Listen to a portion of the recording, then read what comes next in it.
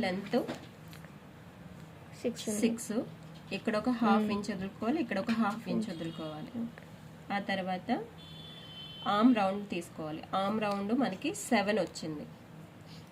7 ఇక్కడ ఒక పాయింట్ పెట్టుకొని ఇక్కడ నుంచి క్రాస్గా బైసెప్ లైన్ తీసుకుంటాము. బైసెప్ లైన్కి 7 వచ్చేలాగా మార్కింగ్ చేసుకుంటాం. ఇక్కడికి వచ్చింది. ఈ బైసెప్ లైన్ అనేది ఇక్కడ నుంచి 3.5కి మార్కింగ్ చేసుకొని లైన్ కొట్టుకుంటాం. ఇది బైసెప్ లైన్ అన్నమాట.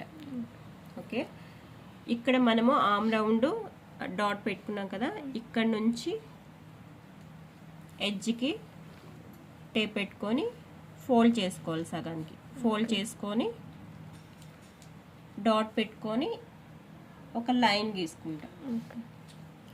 ఈ లైన్లో సగం డాట్ పెట్టుకొని మనం ఇక్కడ 1 ఇంచ్ తీసుకుంటాము. 1 ఇంచ్కి ఇక్కడ డాట్ పెట్టుకొని ఇక్కడ నుంచి ఇది టచ్ అవుతూ ఇది టచ్ అయిన తర్వాత డౌన్ వెళ్ళిపోతాము. డౌన్ వెళ్ళి ఈ మార్కింగ్కి కలుస్తాం అన్నమాట. ఓకే, ఇప్పుడు హ్యాండ్ లూజ్ ఎంత? 2 ఇంచెస్. ఇక్కడ ఖర్చుకి 2 ఇంచెస్.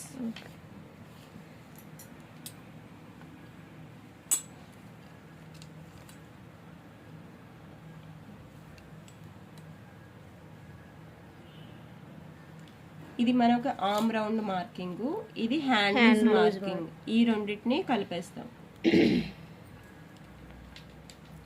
2 ఇంచెస్ మార్జిన్ ఇక్కడ 2 ఇంచెస్ మార్జిన్.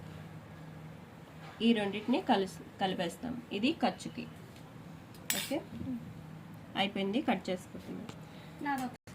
హ్యాండ్ ఫ్రంట్ లోతుకి ఇక్కడ నుంచి ఇక్కడికి హాఫ్ ఇంచ్ మార్కింగ్ చేసుకొని ఈ రౌండ్ దగ్గర ఇలాగా